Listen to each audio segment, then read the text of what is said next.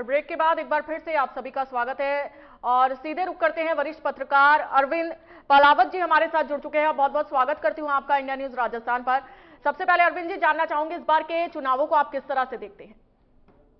जी बिल्कुल। देखिए, दूसरे चरण का जो मतदान है वो यहाँ पर हो रहा है। सबसे बड़ी बात है कि पहले चरण में जब मतदान कम हुआ, मतदान प्रतिशत कम हुआ, तो उसका जो असर है वो यहाँ पर देखने को मिला। क्योंकि आप देखिए, जब प्रधानमंत्री नरेंद्र मोदी यहाँ पर जालोर में पहुंचे तो उन्होंने भाजपा के नेताओं के सामने नाराजगी भी जाहिर की। उन्होंने कहा कि आखिर वोट बैंक जो है, वोट प्रतिशत जो है उतना कम क्यों? क्योंकि देखिए, जो ऐसे वोट बैंक थे, जो ऐसे मतदान केंद्र थे जहां पर ये लगता था कि वो कांग्रेस से प्रभावित, चाहे उसमें माइनॉरिटी की बात करें, चाहे SC/ST वोट बैंक की बात करें, तो वहां पर लंबी लंबी कतारें पहले फेज में देखने को मिली।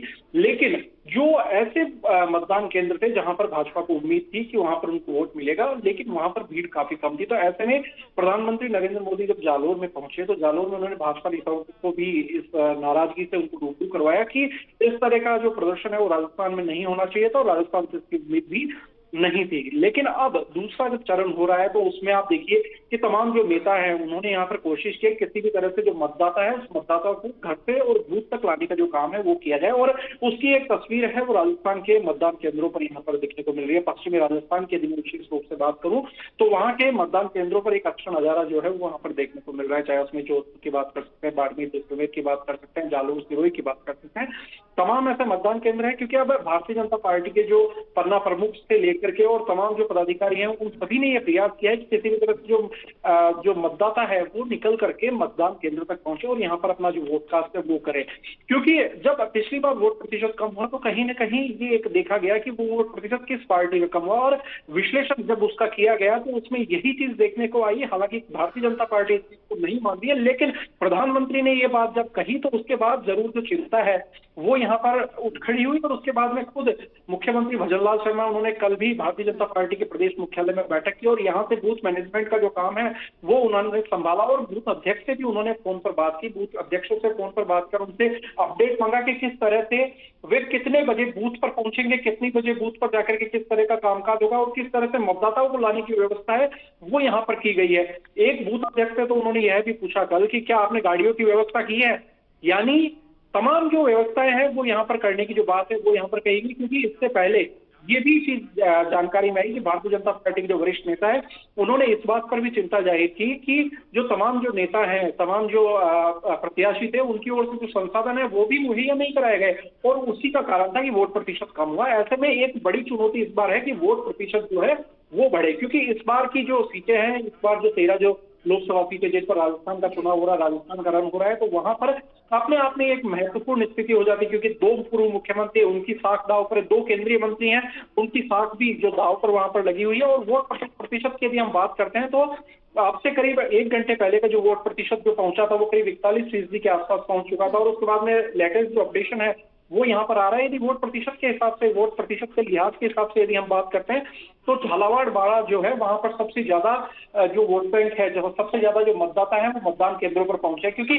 मतदान का एक ट्रेंड जो है वो गर्मियों में हर बार ये देखने को मिलता है कि सुबह के समय करीब 11 बजे तक जो मतदान है वो प्रतिशत ज्यादा रहता है और उसके बाद में मतदान प्रतिशत जो है वो कम होना शुरू हो जाता है और शाम को 5 बजे के बाद में 5 से और 6 बजे का समय होता है। लेकिन 6 बजे जब जो बूथ है वहां बूथ की जो सीमा है उसमें यदि कोई मतदाता पहुंच जाता है तो उसको भी वोटिंग का राइट है वो वहां पर मिलता है। तो ऐसे में करीब 7, 7:30 बजे तक कई जगह जो वोटिंग है वो वहां पर चलती है। तो ऐसे में अब देखना होगा कि आज जो वोट प्रतिशत है वो कितना रहता है। क्योंकि यदि पिछली बार की हम 2019 के लोकसभा चुनाव की बात करें तो राजस्थान में करीब 68% जो मतदान है वो यहाँ पर हुआ था। ऐसे में आज जरूरत है कि राजस्थान के जो मतदाता यदि वो 80% के आसपास मतदान करते हैं, यदि 80% जो वोटर टर्नआउट जो हो यहाँ पर होता है तो पिछली बार का जो रिकॉर्ड है वो यहाँ पर टूट सकता है। और 80% के आप एक बड़ा जो लक्ष्य है वो यहाँ पर, क्योंकि पहला जब फेज हुआ उसमें करीब 57% के आसपास वोटिंग हुई और वो वोटिंग जो है उसने एवरेज जो वोटिंग है उसके सामने कहीं ना कहीं एक समस्या है वो यहाँ पर खड़ी की थी। किस तरीके से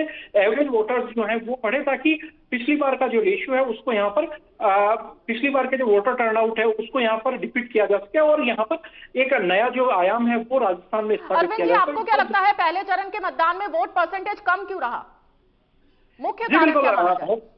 जी बिल्कुल, उसके कई कारण हैं वो यहाँ पर थे। देखिए, एक मतदाता जब होता है, जब मतदाता वोट देने के लिए जाता है, चुनाव में जाता है, तो वहां पर ये होता है कि ये कोशिश की जाती है कि जो तमाम जो वोटर्स हैं उन वोटर्स के सामने और मतदाता जो है उसके सामने एक प्रत्याशी का जो चेहरा है वो होना चाहिए।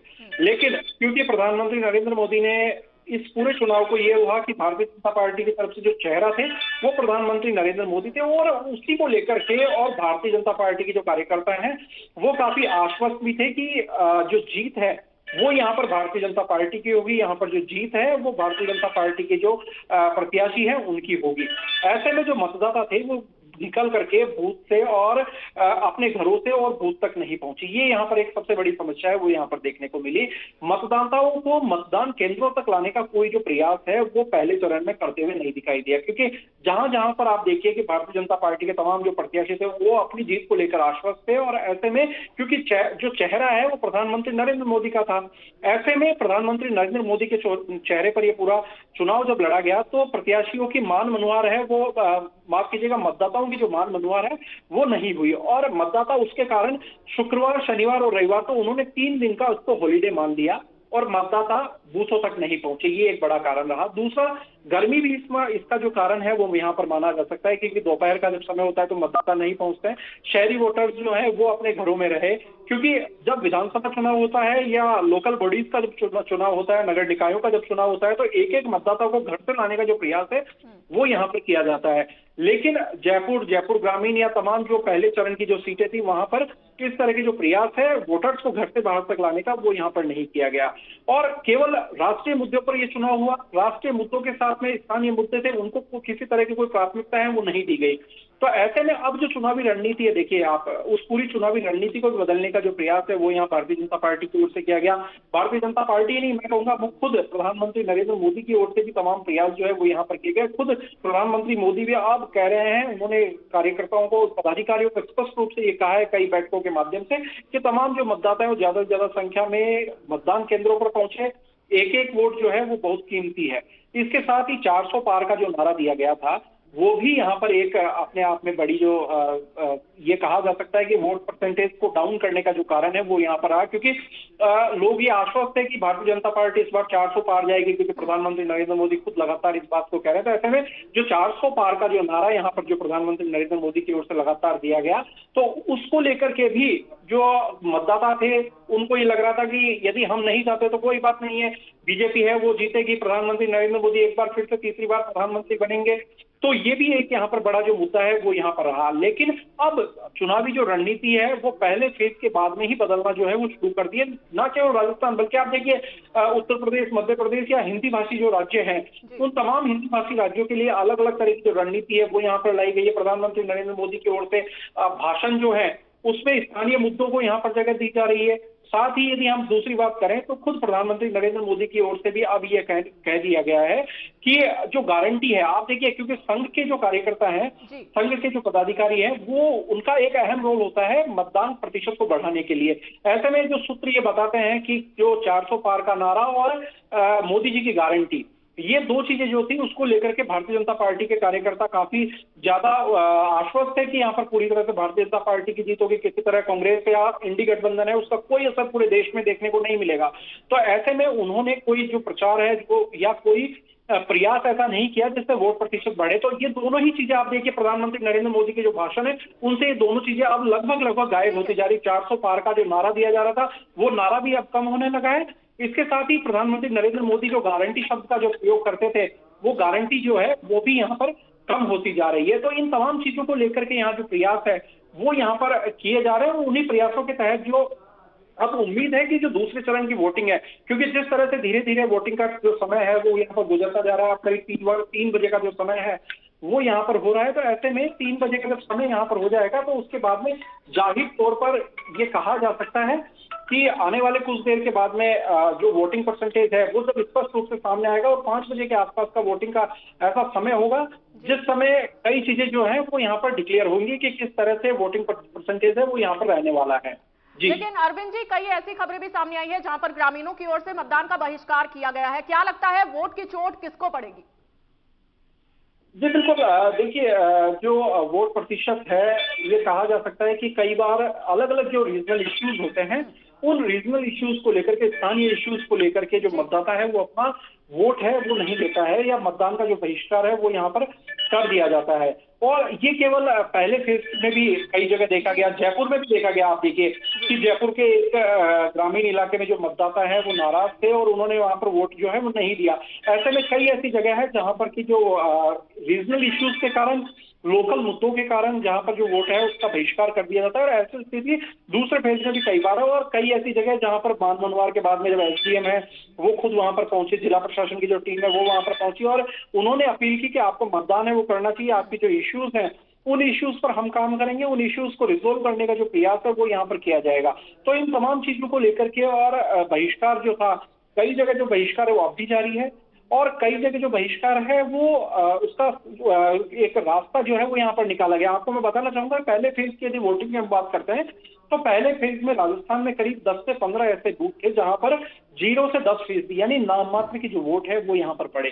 तो ये अपने आप में एक इंडिकेशन है कि वहां के जो मतदाता है वो अपने लोकल इश्यूज को लेकर के काफी ज्यादा और अपने केवल स्थानीय मुद्दों को लेकर के वहां काफी ज्यादा सक्रिय। और इस बार का देखिए जो दूसरे चरण का जो चुनाव है वो पश्चिमी राजस्थान के साथ में यदि हम मेवाड़ वागड़ की यदि हम बात करते हैं तो मेवाड़ और वागड़ अपने आप में राजस्थान की ऐसी एक सीट है, वहां की जितनी भी सीट है वहां पर लोकल इश्यूज को ही प्राथमिकता दी जाती है। अगर हम बांसवाड़ा डूंगरपुर की यदि हम बात करते हैं तो वहां पर भारत आदिवासी पार्टी जो है उसके राजकुमार रोत कैंडिडेट है, महेंद्रजीत सिंह मालवीय बीजेपी के कैंडिडेट है, और साथ ही बागीदोरा का जो उपचुनाव है वो भी वहां पर हो रहा है। तो ऐसे में 3 जो बड़े कैंडिडेट्स हैं वो वहां पर उतरे हुए हैं मैदान में। हालांकि कांग्रेस ने जिस तरह से इंडी गठबंधन के साथ वहां पर अपना जो प्रत्याशी उतार दिया, बाद में प्रत्याशी का नाम वापसी की बात कही, लेकिन उन्होंने जब नाम वापस नहीं लिया तो उसके बाद ही उन्होंने ये कोशिश की है कि किसी तरह से जो राजकुमार रोत है वो वहां पर चुनाव जीते। भारतीय जनता पार्टी के जो कैंडिडेट है महेंद्रजीत सिंह मालविया वो वहां पर ना जीत पाए। यदि महेंद्रजीत सिंह मालविया नहीं जीत पाते हैं तो उनको यहाँ पर दोहरा नुकसान है वो उठाना पड़ेगा। उसको मैं आपको समझाना चाहूंगा, क्योंकि महेंद्रजीत सिंह मालविया है वो कांग्रेस पार्टी से थे, बागीदोरा से विधायक थे, पूर्व में मंत्री भी रहे हैं, और इस बार विधायक से उन्होंने इस्तीफा दिया। उसके बाद में भारतीय जनता पार्टी में वे शामिल हुए और अब भारतीय जनता पार्टी ने उनको अपना कैंडिडेट है बांसवाड़ा में बनाया है। ऐसे में यदि वे वहां पर चुनाव नहीं जीत पाते हैं तो एक तरफ से उनकी विधायकी चली जाएगी, दूसरी तरफ से वो भारतीय जनता पार्टी में जिन मंसूबों के साथ आए थे, जिन मुद्दों के साथ में या जिन इच्छाओं को लेकर के वे आए थे वो भी कहीं ना कहीं यहाँ पर खत्म जो है वो पूरी तरह से हो जाएगी। इसलिए उनके लिए भी ये चुनाव बेहद इंपॉर्टेंट है। साथ ही मेवाड़ और वागड़ की हम परिस्थितियों की बात करते हैं तो वहां आदिवासी वोट बैंक है, और उस आदिवासी वोट बैंक का मूल जो लक्ष्य है वो अपने ही मुद्दों पर चुनाव लड़ना। आप देखिए पिछले विधानसभा चुनाव की हम बात करते हैं तो डूंगरपुर बांसवाड़ा की जो 3 विधानसभा सीट थी वो भारत आदिवासी पार्टी को मिली, और 3 ऐसी सीटें थी जहां पर वो दूसरे नंबर पर रहे। ऐसे में ये स्पष्ट तौर पर कहना कि वहां पर भारतीय जनता पार्टी ज्यादा मजबूत होगी या भारत आदिवासी पार्टी कमजोर होगी, ये गलत होगा। दोनों ही में ही बड़ी नेक टू नेक जो टक्कर है वो यहाँ पर होगी। और तमाम, एक और बड़ी बात कि तमाम जो उनके विधायक जीते उनकी उम्र 30 साल से कम है। ऐसे में आदिवासी जो है वो अपने इश्यूज को लेकर के उन्होंने आदिवासी पार्टी के विधायकों को वोट दिया।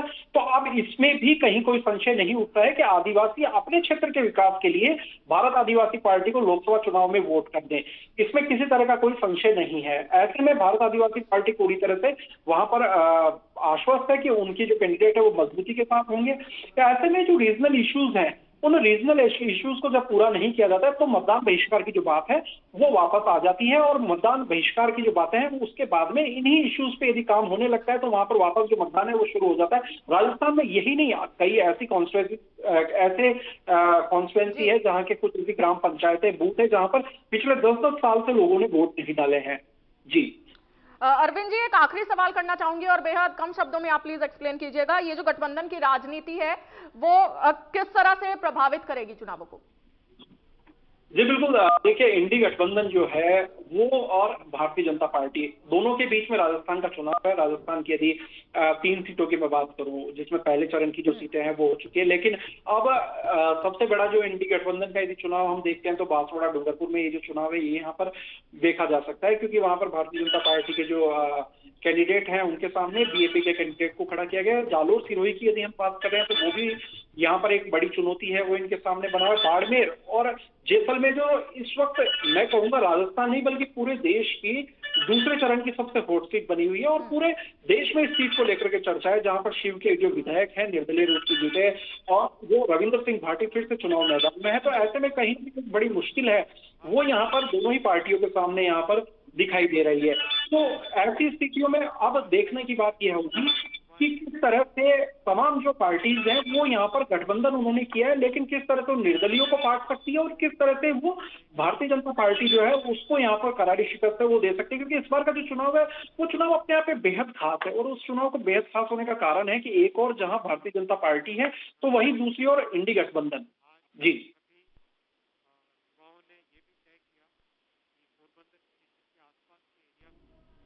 चलिए, बहुत शुक्रिया आपका हमारे साथ जुड़ने के लिए अरविंद जी। और काफी दिलचस्प इस बार का लोकसभा चुनाव नजर आ रहा है। फिलहाल के लिए मुझे दीजिए इजाजत, आप बने रहिए इंडिया न्यूज राजस्थान के साथ। नमस्कार।